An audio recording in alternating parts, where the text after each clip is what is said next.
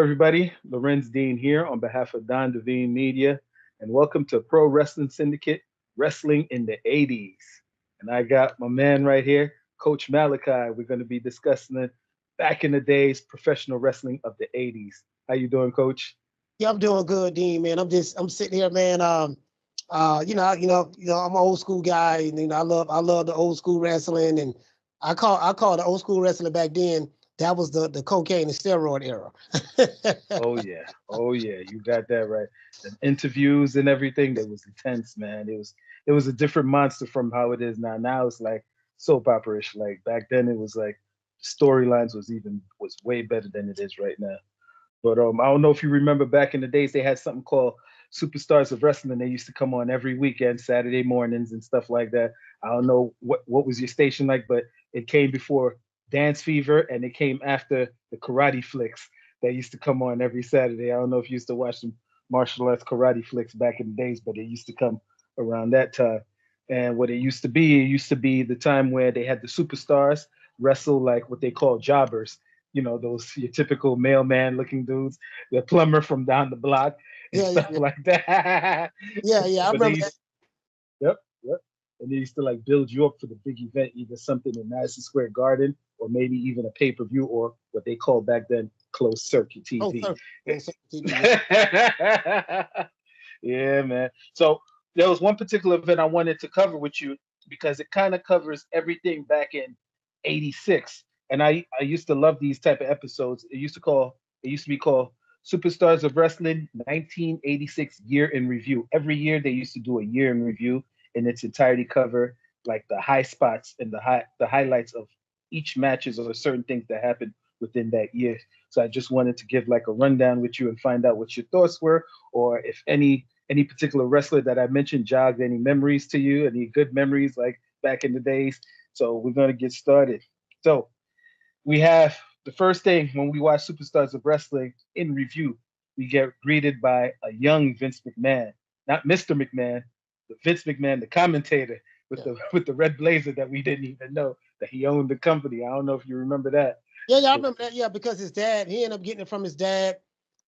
His dad didn't want to sell it to him, and but he ended up selling it to him somehow. I forgot exactly how it went down. You know how Vince McMahon Junior ended up getting it. He ended up getting it. Vince ended up getting the taking over the company from his father. So, but yeah, man, he took it to a whole nother level. He pushed the envelope. He took it to another level. And yeah, man. So I remember that Vince wasn't the greatest commentator in the world, though. I do remember that he wasn't the greatest commentator, but you're right. You're right. You're right. I remember when he couldn't call certain moves. He didn't know the particular name of the moves. He'd be like, "Oh, what a maneuver!" Everything was a maneuver. yeah, yeah, yeah, Oh man. But okay, so we get greeted by young Vince McMahon. Now it starts off with March 1st, 1986. This is the debut of Hulk Hogan's theme song. I am a real American. yeah, Fight yeah, for what's yeah, yeah, yeah. right. Hulk Hogan was the ultimate good guy. Oh man. Oh man. Yeah, yeah. Sometimes I be in my hating mode. Sometimes I'm older now, so I'm like, what did I see in Hulk Hogan? But you got to remember, back then you had that type of superhero for the kids. Yeah, Every era they had that type of superhero. Hogan was ours. I think John Cena was for the new generation and generation. stuff like that. Yeah. So you know, so we had Hulk Hogan debuting his theme song, and then after that, they spoke about the actual rivalry. Now, this was interesting. That happened July 19th, 1987, between Mr. Wonderful Paul Orndorff and Yeah, Hulk Hogan. yeah. Now, now that beef right there. Do you remember something called Adrian Adonis, the flower shop? Do you Oh, remember the absolutely, flower absolutely, yeah. shop? Absolutely, absolutely. You know. Let me tell you. Was that around the time? Did they have I don't know, 87? Did they have the Piper's Pit, Roddy Piper's Pit around that time as well, or did it come a little so after? So now that came a little bit after Piper invaded Adrian Adonis, talking about okay, you did a good job while I was in Hollywood. Now I'm coming back to take over my spot. And Adrian was like, what are you talking about? No, no, it doesn't work this way. And then that's another story for in the Yeah. future. But yeah, yep, definitely. So there was a beef that started between Orndorff and Hogan. Now, how it started in the flower shop. You had Adrian Adonis, Jimmy Hart, and Bobby the Brain Heenan. They invited Mr. Wonderful Paul Orndorff. They was talking about. They was pretty much antagonizing him, talking about, well, I bet you couldn't find a partner in the last minute to go against my guy, Big John Studd and King Yeah. Kong Bundy. And Yeah. then Mr. Wonderful was like, oh, I could get somebody. I can get somebody. And then he was like, who you could get? I could get Hulk Hogan. If I wanted to get Hulk Hogan, he'll be there just like that. So then they was like, okay, prove it. Go get him. So he went to the locker room, went to go call him on the payphone, that old school payphone that was Wait, hooked up to the wall. yeah, man, you brought back some memories. So that he called him, and then they was like, "Oh, we sorry, Mr. Wonderful. Hulk Hogan right now he's squatting at least 605 pounds right now, so he's unable to talk to you." Hey, Yeah. hey, man, hey, you know the crazy part about it? It was like what I used to love about the old school, like back in those days, right? WWF is I still call it WWF, but Me too. it's really more so WWE nowadays. But I used to love the promos. The promos were hilarious. They were believable. Those guys used to. I know they probably used to rehearse it a little, but sometimes you could just tell it was just off the fly, off the cuff. You get what I'm saying? And they would just the Hulk Hogan, just all of those guys was good, man. It was good. It was good. It was good the way they cut their promos. Oh yeah. And then nowadays they do too much theatrics in the ring. It's like 30, 40 minutes. Back then, those promos that you was talking about, it was a quick 2 minutes, if it was that long. Get Yeah. it out your chest. What are you gonna do? Oh, this Monday in Madison Square Garden, I'm gonna be whooping Cowboy Bob Orton's ass. Come see me in Madison Square Garden, blah blah blah blah. And then boom, that's it. You got it. One shot take. But And, yeah, now it's on some. yeah, Yep. in today's time, because I watch wrestling now in today's time, Uh-huh. and bro, it's a big difference. Like I understand why now the wrestlers are a lot smaller because they do a lot of the drug tests and they got the steroids out of wrestling, and but they're not. Believe it or not, it's the wrestling today is bigger than it's ever been. It's bigger than when Yep. Hulk Hogan was wrestling. It's bigger than when The Rock and Stone Cold and Undertaker. It's way bigger than that now. And I couldn't believe it. I'm watching it and I'm like, how? I like how. But what they was able to do, they was able to bring in an entire different audience. Like literally entire different audience. Like they selling out bigger venues. And for me, I'm like, I can't. The quality is not there for me. Right. But Right. hey, it's bigger than it's ever been. Well, let me ask you your opinion. Do you think the reason because of that, because back then you was mentioning Vince McMahon Sr. Now, Vince McMahon Sr. never wanted his guys to get involved in Hollywood. Like Hogan got in big trouble as far as with that movie that he made it with Rocky. I think he was under Vince McMahon Jr., but Jr. still was under the influence of Sr. at that time. Yeah. But they did not want their wrestlers involved in Hollywood. They wanted the wrestlers to focus on wrestling because Vince McMahon Sr. had a thing. He was like, if these wrestlers find another way of making money, then it's bye bye to us. They're gonna be like, wait a minute, we could make millions of dollars and avoid getting hurt in the ring, and we could make the same amount even more. Oh, peace out. So that's what they was trying to avoid. So do you think the fact that these wrestlers now are broadening their horizon and actually getting involved in Hollywood because they got WWE films? So now these guys they doing Hollywood stuff and things like that. Do you think that helped as far as doing that? You see them in other platforms besides professional wrestling? Do you Well, think that could be the you know what the thing is now we're in the social media era. I think what happened was this particular, because I know WWE Vince sold it to another company, and that company bought out UFC and WWE, right? endeavor? So yeah, Endeavor. So what they did was it's become more social media ish. So they're able to build these guys up, on these different social media platforms and tap into a younger audience. That's what they was able to do, tap into a younger audience. And that young audience don't know Hulk Hogan like that. They don't know The Rock, even The Rock like that to a degree. But Hulk Hogan, Dusty Rhodes, Roddy Piper, Macho Man Randy Savage. It's clearly a different era. So I just think this era right here, the way they was able to market it and bring in an entire different new audience.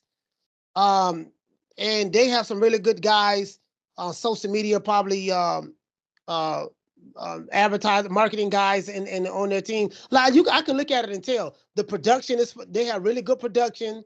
Um, I think the older stuff was better, but they have really good production here. Like you said, it's a lot of talking. You can literally see them talking to each other in the ring. I'm like, they're telegraphing stuff. I'm like, dude, you do know they just telegraphed that. Like the quality is nowhere near as it used to be, but the modern day fans are crazy about it. Yep. Yep. Yep. Yep. They just, so to answer your question, they just did it. They did a really good job, man, and just marketing it, bro. Like in this modern day era. Man, listen, when you mentioned Telegraph, that brought me to a moment where I had my last WrestleMania party. This was against, I think John Cena and The Rock was going at it, and I had surround sound. Keep in mind, I had surround sound. So Yeah. now they wrestling, right? I'm keeping this to myself. I've been known they speak to each other and stuff like that. Yeah, they Back do. in the '80s, they was very secure. They covered it down. You couldn't tell. They was masters at it. Sometimes they didn't even talk. They just didn't like doing that. They was like, "Yo, just read body language." They was Right. just going strictly off of body language. So you seen John Cena in the ring, and I heard it myself loud as day. John Cena was like, "All right, swing me to the rope, back body drop." My boy was like, "Yo, did he just say back body drop?" And I was like, "What are you talking about?" And when he said that, got back body drop, I was like, "Oh shit." Then The Rock is like, "All right, duck the clothesline. After you duck the clothesline, I'm gonna kick you in the stomach, then body slam you." Then my boy said it out loud. He was like, "Yo, if he ducks the clothesline and get kicked in the stomach, I'm out of here." I was like, "Damn, dude, the jig is up. The jig is up." And sure enough, that's what happened. I was Yeah, like, "Damn it, man, yeah, dude, why?" They yeah, protected the business back then a whole lot better than it is now. But you know what it is? Vince McMahon took it to the level of saying that professional wrestling is entertainment. And you know why? Because he didn't want to pay the fines for the state athletic commission because those fines was way high, especially in New York City. So once you fall underneath the bracket of sports entertainment, right. you were not really like professional boxing, mixed martial arts, or things like that. So you don't really need a state of athletic commission for something that's entertainment. You Right. need it for real combat sports. So that's That what makes sense. yeah, so that's what he tried to do. But yeah, so going back to the rivalry now of the Hogan and Mr. Wonderful. So now Hogan and Wonderful, they go back to Adrian Dice. Now Wonderful got a hold of Hogan. Wonderful is still tight. If you watch the show, you could tell Wonderful is like pissed with Hogan, but he still like goes on with it. So then they say, all right, so I see you're here, Hogan. So Adrian Dunn says, so I guess next week is gonna be you and Mr. Wonderful versus Big John Studd and King Kong Bunny, correct? And Hogan says, that's right, correct. And then Mr. Wonderful said, no. And then Adrian Dunn was like, uh-oh, dissension amongst the rank, what's going on here? And then Mr. Wonderful was like, no, what I did, I took it upon myself to take a warm-up match between me, you, and the Moondogs. We're gonna fight the Moondogs next week. And once we beat the Moondogs, then we're gonna take on King Kong Bundy and Big John Studd. We're gonna show the whole world what we could do. So then Hogan looked at him. Hogan gave him a stiff. Was like, "All right, brother. All right." But you could tell some funny business is about to happen. He's like, "All right, I got you. I got you. I'm with you, man. I'm with you." So then the match happened. Hogan gets tagged in. Hogan spends at least 5 seconds in the ring. I kid you not. Mr. Wonderful is like saying, "Tag me, tag me, tag me." So Hogan tags him. Mr. Wonderful stays in there for at least a good 8 minutes. He doesn't tag Hogan back in the match. Hogan's like, "Yo, dude, tag me." And Mr. Wonderful was getting beat up a little bit, but he stood in there. Why? To try to take over the whole match to show that he's better than Hogan. So he ended up kicking one of the Moondog, I think it was Moondog spot, pile driving him, and then pinning him 1, 2, 3. And you see Hogan on the outside was like, dude, what happened? And then all you see Mr. Wonderful doing is to the Yeah. crowd. He ain't paying attention to Hogan. He's too busy hot dogging it and showboating in front of the crowd, showing his abs and stuff like that. And Hogan's tapping him. It's like, yo, dude, all right, that's the man, that's the man, that's the man. But you can tell something's up. So then, so then the week comes for the match as far as with Hogan, Orndorff, and Bundy and Stud. And then you see Hogan and Orndorff in the locker room. Orndorff is pacing back and forth. Hogan was like, "Yo, dude, let's do what we do best, man. Let's take on Bundy. Let's take on Stud, and let's take these dudes out. Forget about the phone call, man." And then Orndorff was like, "I'm ready, man. I'm ready." And Orndorff storms out first, man. And then that match happens. Once that match happens, man, what you call it? You see, Hogan's in there now. Mr. Wonderful says, "Let me go in there. I got this. Let me start off the match." He starts off the match. He starts doing well. I think he body slams Big John Studd. I'm not sure. He body slammed Big John Studd. And back then that was big. That I was don't know big. if you Big John remember. Studd was a big dude. He was yeah, like you talking about Big John Studd, King Kong Bundy, like bro, there was some big guys. They was Yep. like literally. And they used to offer, I don't know, you mentioned WrestleMania. They offered money for back in the days if you could slam Big John Studd. That's how big it was if you Yeah, was yeah, I able remember to that. pick him up and slam him. Yeah, yeah, Yeah, I yeah. remember like Big John Studd was a big dude. Him then they had what's the guy? Uh, Earthquake. uh, Earthquake. Yeah, Earthquake came in the like '89, yeah, late '80s and stuff like that. Later That Earthquake. Cause I then remember I used to play the WWF wrestling game. uh Bro, like I don't know if you remember that. They came up with a wrestling game like in the late 80s, something like yep. that, early 90s, bro. Like I used to play that wrestling game all the time. It was dope, bro. They had everybody on the Bam Bam Bigelow. They had Sergeant Slaughter. They had what was the the correctional officer name? The wrestler, I forgot his name. Big Boss Man. Big Boss. And they had Ted DiBiase, Million Dollar Man. $1 Million Man. They had did they have Mr. Perfect? Yeah, I think they had Mr. Perfect in there. Yeah. Yep. They had Mr. Perfect. Yep. Yeah, I used to play that game, man. Like, that was dope, bro. That was dope back then. Oh man. What you call it? And then Orndorff stays in there. He's in there for at least a good 8 minutes, 8, 9 minutes. Hogan is like, "Yo, tag me. Yo, just lunch over there and just tag me, dude." Yo, I don't know what happened. No, actually, lie. He's doing this thing, and then he actually looks to the fan. He was like, "Y'all want me to be in the ring, or you want Hogan?" Yo, the fans started saying, "Hogan, Hogan, Yeah, Hogan." Yo, they was actually screaming Hogan for like at least 5 minutes when he was in that ring. They was like, "Dude, you've been in there for how long, man? Tag in Hogan. We came to see Hogan." Yo, yeah, Orndorff was pissed. So then he's like, "Yo, you want Hogan? You want Hogan?" And he tags him on some arrogant stuff. Gave him a tag. Hogan goes in there. He starts whooping both of their asses. But then they start jumping them. Now you start seeing Stud and Bunny taking on Hogan. They double team him, and then yeah. Orndorff is on the outside, right? So then you see Hogan does a move on him. He actually, I don't know if he body slammed Big John Studd. That's what he body slammed Big John Studd. The fans go crazy. You see Wonderful pissed off. And Vince Man was like, "Why Wonderful pissed off? Why he's so mad? Like that's his partner." Why? Because Orndorff, he's taking away the shine from Mr. Wonderful because Mr. Wonderful did the same thing. The So you same could tell thing. the jealousy is happening. Um, and then what you call it? After that happened, Orndorff, Orndorff is like saying, "Yo, tag me, tag me, tag me." That's when the part he's saying, "Yo, just jump to the corner, tag me."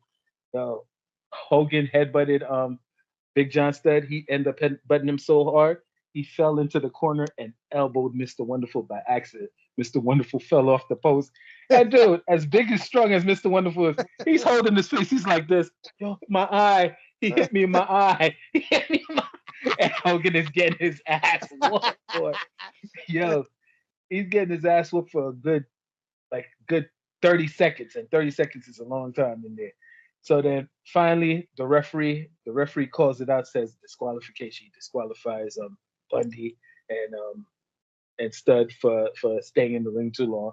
Then out of nowhere, then you see Mr. Wonderful just jumps in there and then starts beating up Stud and Bundy. And then he's like this. He looks at Hogan. He's like, "Yo, Hogan, you okay? You okay?" Hogan's like selling it, like, whatever. You took long, brother. You took long. Yeah. Even Vince McMahon's like, finally, Mr. Wonderful, after taking the sweet time, jumps in there. Yo, after he lifts up Hogan, he clotheslined the shit out of Hulk Hogan. Yo, back then, I ain't gonna lie, as a kid, that fucked me up. That fucked me up, man. I was like, yo, Hey, hey, Hulk, man, Hulk Hogan had me, man, praying. I used to eat all of the damn Flintstone vitamins. Remember in the 80s they had those Flintstone vitamins. Man, I used to eat all of those vitamins, man. Man, you couldn't tell doing push-ups, you couldn't tell me nothing, boy. I literally thought that, saying your prayers and taking your vitamins, I was gonna be big like Hogan and ripping the shirt open. What you gonna do, brother, when Hulkamania runs wild on you? Yeah, yeah. Oh man. Then he ends up power driving them as well too. And then you see them going in the back, and then they wondering like, yo, what's going on? You see Bobby Heenan and King Kong Bundy and Big John Studd. They walk in, then they turn around, they wait, and then you see Mr. Wonderful right behind them. And they start hugging Mr. Wonderful. They're like, yo, you the greatest, man. You see Adrian Adonis. You're wonderful. You're stupendous. You're better than Hulk Hogan. You're the greatest. And I was like, oh shit. And they all screaming, wonderful, wonderful, Yeah, I wonderful. remember that. Hey, man. Hey, that's crazy, bro. That's crazy. Yo, the rivalry. Listen, rivalries back then, I don't know how you feel about it, but rivalries back then, it made an impression versus rivalries. I mean, some rivalries they are right now. I mean, you got your storyline. It's a different generation. But for Different me, generation. Yeah. yeah, yeah, the acting that was involved back then, even I could look back at the stuff back then and look at the stuff now. I'm like, nah, the acting level was totally different. They had no special effects, no nothing. It was just straight up and down. That's what you got.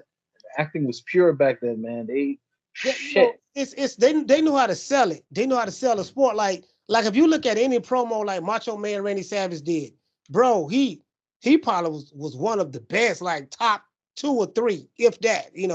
Like Macho Man, man, bro, the way his promos, um, I would say even his promos was even made. Some would say even better than Hulk Hogan's. Like he was good. Macho Man was good, bro. Um, Roddy Piper, Rowdy Piper. Yeah, the Ultimate Ultimate Warrior. Warrior. Yeah. He was good. Hulk Hogan was good. Dusty Rhodes had good promos. Ric Flair had good promos. Those guys had really, really good promos. The guys to me that took off and had really good promos after them, the next generation, was The Rock. Ooh. Yeah, yo. Yeah, The Rock was more on some street stuff. His promo was more like street, like Yeah. if you was a street dude, you was like, nah, I fuck with The Rock. Rock is no comic book dude. He So he Stone hurt your Cold feelings. and Stone Cold, great promos. I used to I used to go to the Armory right here in Tampa, and I used to see Rocky Johnson wrestle. You think him Father. and his partner, his father, The Rock's father, which way he got his name from, The Rock, Rocky Johnson. And I remember Tony Atlas. him and Tony Atlas, they were tag team champions. And right down here at it was WCW, yeah, World Championship Wrestling down here in Tampa, WCW. This was the South. This one, but wrestling was in regions. So Hmm. this was the southeastern region, Florida. A lot of wrestlers live here in Tampa right now. A lot of them lived here. Ric Flair lived here. Hogan lived in Clearwater right now. Macho Man. A lot of the wrestlers lived here in Tampa, which is crazy. And I used to see these guys in the gym. Uh, I met Dewey, which they call him The Rock now, but I remember when he was Dewey. Oh, shit. He was a kid. Yeah. He was a kid. Nice. Yeah, Nice. I met him in high school. Okay. Okay. Yeah, my coach. They lived here in Tampa. Nice. They used to live here. Not He played football. He yeah. played football for what you call He played football for College, but I'm saying they used to like Rocky Johnson. They used to live here in Tampa for a little bit. So I got a coach who got me into strength and conditioning because I used to do I boxed with my uncle, and then once I realized boxing wasn't for me, I started just lifting weights and still doing the boxing stuff, but um, just lifting and doing strength and conditioning and stuff like that. And my uncle taught me everything. I have 2 uncles, so nice. one he taught me everything as related to that. And I used to be in the gym seeing these guys, British Bulldogs. Uh, what's the other guy name? It was another wrestler by the name of Scotty Smith. He wasn't a big name wrestler, a brother. Um, man, not the British Bulldogs. I never met Dusty in the gym.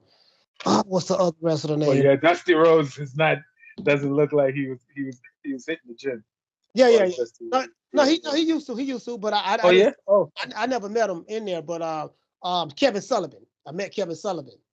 I used to hate Kevin Sullivan. He was a bad. I hated all the bad guys.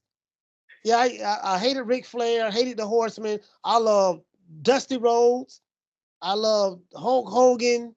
It was Dusty Rhodes and Hulk Hogan for me. You know, Was that and, Eric? yeah, you know what I mean. The Von Erichs. I remember and what I like what Vince McMahon did, because back then they had the territories.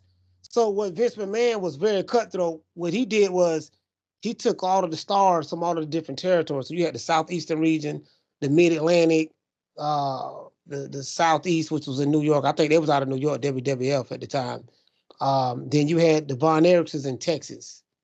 I think they was in Texas. That's where they was at. They ran that region there.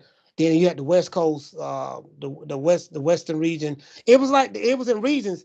And what Vince did, Junkyard Dog, I forgot which region he was in. He was a star in his region, and he got all of those guys under his umbrella. And that's how he was able to destroy, pretty much kill the whole business. region. But you know something, and I'm sure you could agree with this.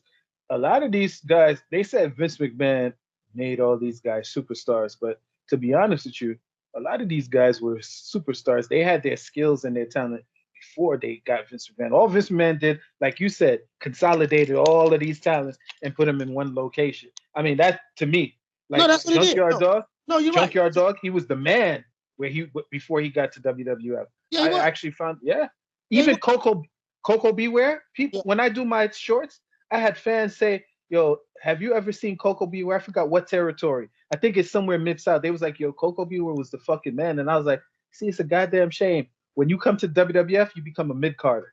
Yeah. They put you as a mid carder. Yeah, because he stayed getting his ass kicked. Yep. Like he couldn't win none of the big matches. Like he'll come out there and do like this. He'll do the bird, have the parrot with him, and the crowd will go crazy. But then he always end up losing. But you're right, dude. These guys were stars where they were at. Yeah, they were stars. They were stars where they were at, man. And then he brought them in, and I heard that was a cardinal sin. Like you never supposed to steal, poach, and that's how you got all these managers like Bobby Heenan and stuff. These guys were managers. They was the man in their regions, and then Vince took all of the wrestlers, got them all under one umbrella, and then the managers ended up coming to WWF as well, and and stuff like that. The business model was different then. Well, Vince Senior, he was more the old school way. He loved the territories, and a lot of people said if if Vince Senior knew what his son was about to do, he would have never sold the company to Vince Junior. Because Vince Senior was all about the territory. Let me ask you something. What's your feelings about the consolidation of the territories? Do you feel like it should have stayed that way, like the competition was good, or you feel like the way it is now, everything consolidated in one location, like it's just a one-stop shop type of thing? Well, I don't know, man. It's good and it's bad because we got a chance to see something like when WWF, when everybody was together, it was massive. You got all of these superstars under one umbrella. It's kind of like if boxing had all of the fighters under one promotional company, or one organization.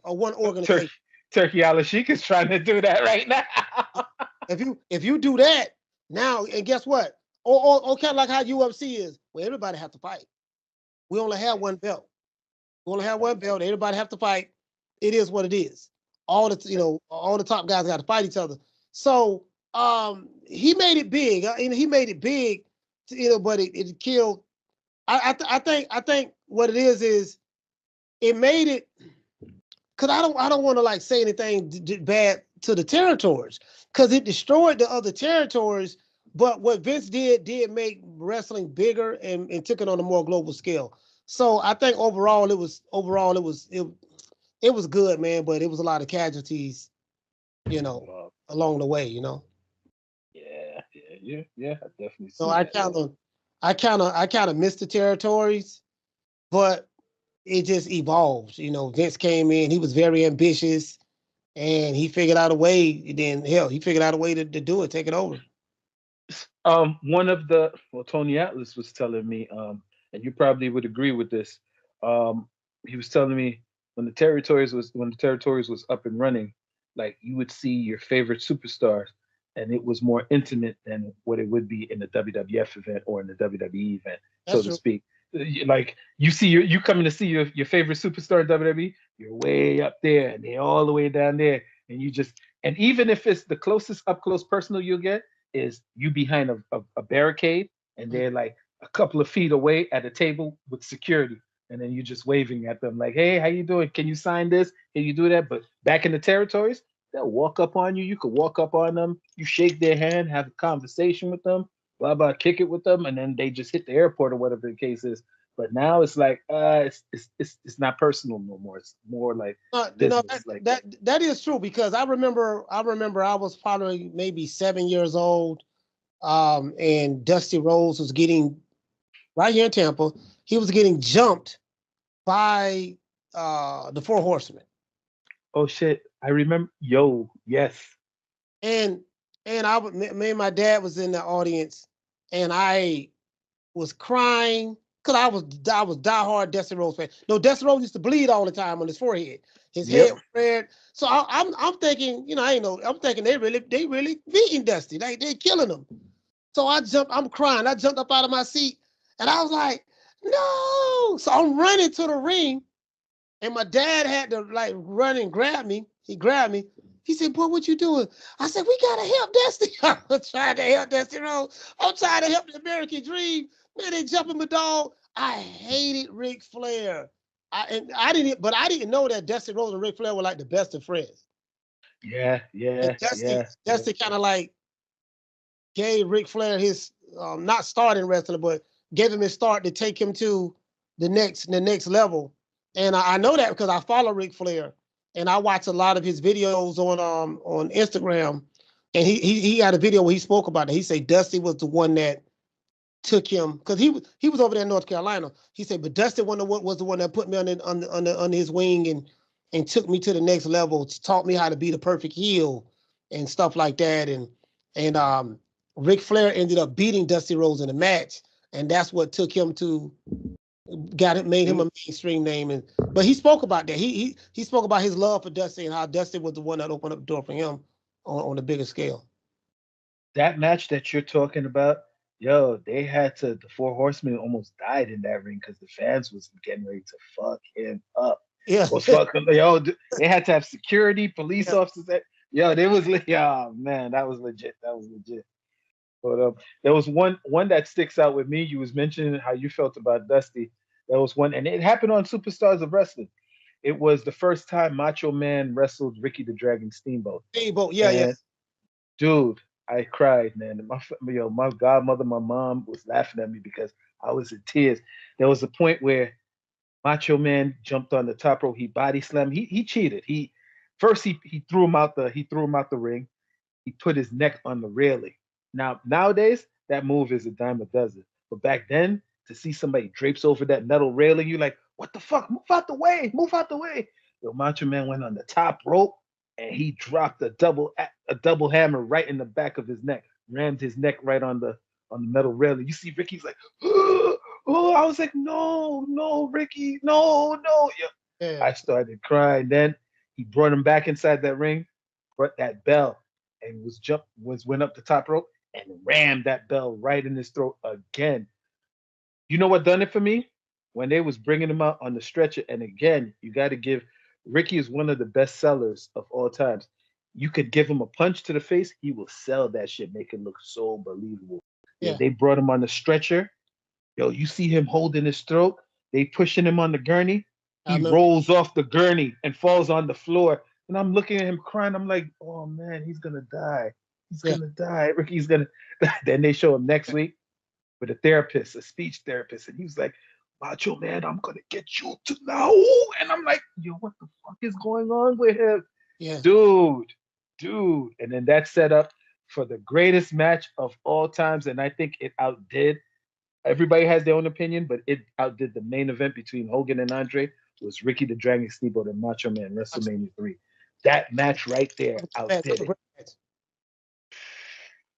They said, what was it? They said the way the business was set up back then, the ones that held the Intercontinental Champion were the best wrestlers.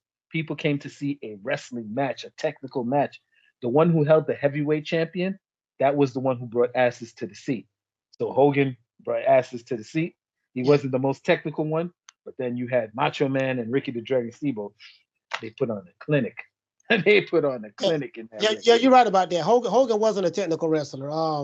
The really good technical wrestlers was from what I can remember, um, um, what's my main man? Hitman Hart, Bret And Hart. Hart. Bret Hart probably was the best. He probably was the best. I haven't seen anyone is better than him from a technicality standpoint. But I would say that another guy, Mr. Perfect, was very technical. Woo! Mr. Perfect, he was very Yes. technical. Him and Hitman Hart was really good friends. Yes. Yeah, I think back then, those guys, Jimmy Superfly Snooker, Okay. he was good. What you say, my main man, Ricky Steamboat was good. Ricky Steamboat. Yep. Yeah, those guys was good. But I would definitely the best technical wrestler that I've ever since I've been watching wrestling was Bret Hart. Bret It Hart. was Bret Hart. I would say Bret Hart, and then Mr. Perfect. How about stepping out of WWF for a little bit? I have to throw his name because he was up there. The man of a thousand holes, Dean Malenko. I don't know if you Oh, ever Dean remember. Malenko. Oh, yeah. Dean Malenko was. Oh, yeah. I forgot about him. Dean Malenko was good. Dean Malenko was a bad boy. He could, if you poke him with your finger to your chest, he'll grab that finger and create a move out of that and Yeah. have you in the headlock after 2 seconds after doing that. Dean I'm like, Malenko. what Yeah, the I forgot about Dean. I don't know how I forgot about him. Dean Malenko was a bad boy. Dean Bad. Malenko?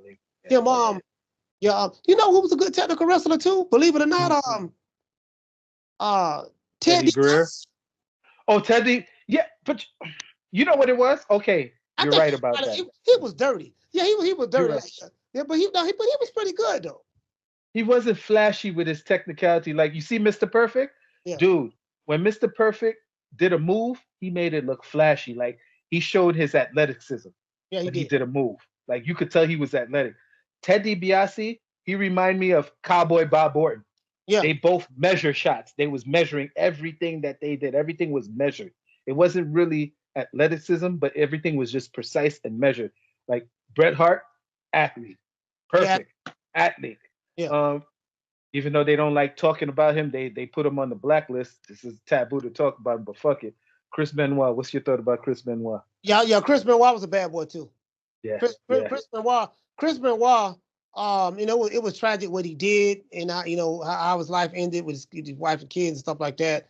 But but Chris Benoit was like he was probably one of the best. He was really really good. He knew how to sell it. He yep, was very intense.